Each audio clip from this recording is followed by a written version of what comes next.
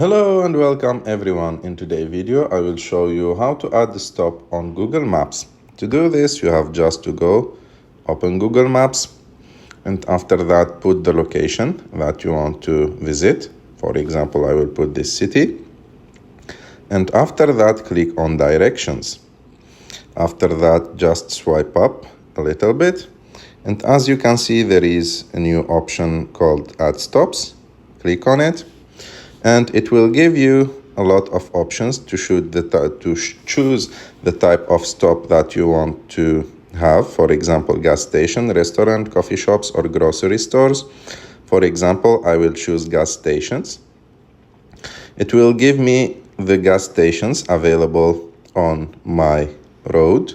For example, I will choose this one and click choose add stop.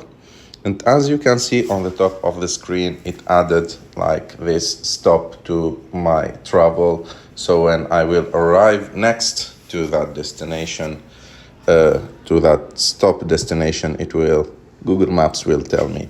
I hope that you like this video. If you like this video, don't forget to subscribe to our channel to like this video and see you in the next one.